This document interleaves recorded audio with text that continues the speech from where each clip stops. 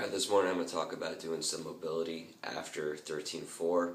This is something you should do the day after, especially if you're planning on redoing it, or you have some training to do over the weekend. But really, especially if you're redoing it, you want to address the things that were the limiting mobility factors before you go back and say you did it on Thursday and then you want to do this on the Friday before you hit it on Saturday, or if you're going to do it again on Sunday.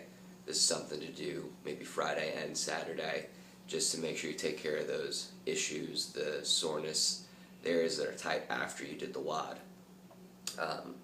You can do this anytime. I recommend doing it first thing when you wake up in the morning so you don't have any excuse. You also get bonus points if you do it with bedhead. But just a couple quick mobilizations. So the first thing that's really been killing people on this workout is grip. Derek Robinson, who runs the Nomad blog, a bunch of other people have said that the first thing that came to mind when they heard this workout was grip. A lot of people I've talked to, that was also the first thing that gave out on them. So the best thing to do is get one of the Voodoo floss bands, wrap it up and down your arm. You can do this almost with the jump stretch band, but it doesn't work all that well. Make it tight, wrap it up to your elbow. Take a sec.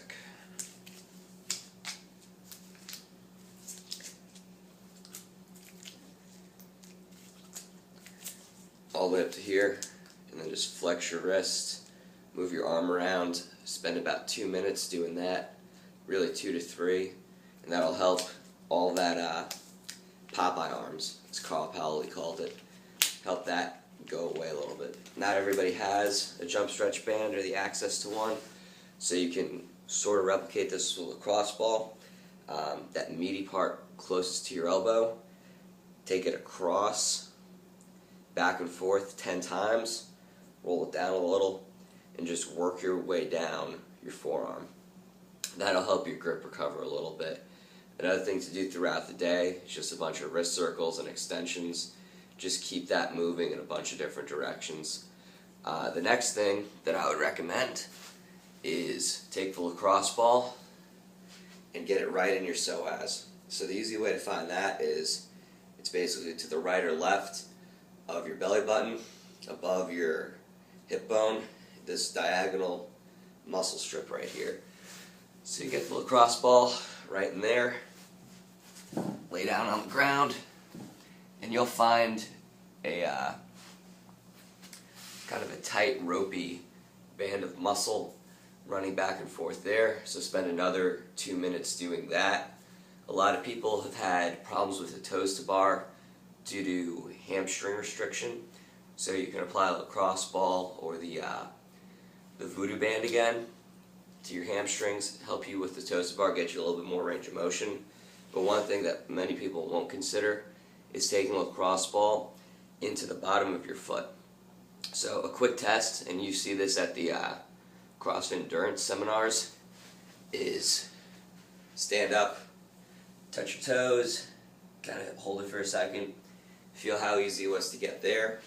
Take that same lacrosse ball, rub it on the bottom of your foot, spending a lot of time in the middle right by where the arch is. Do that for about a minute, come back, and then notice how much easier it is on one side versus the other. And the final thing that I'd recommend doing is something for your lats. Holding onto the bar, pulling cleans, even though the clean weight's kind of light, it's going to take a little bit out of your lats. You're going to be a little sore there. Try to get some of that range of motion back. A lacrosse ball is great for that, but the stretch I'd recommend the most is hook up a jump stretch band around something like your kitchen table. Hold it behind. Let's see if I can get this on the video. And just kind of pull forward. This is going to pull your shoulder blades back, pull you into a good position. Doug Larson from Faction showed that to me. I lack a lot of internal rotation with my shoulders, and that's the fix for it. But even though I do that every day, I'm going to focus on it especially today in preparations for doing 13-4 again.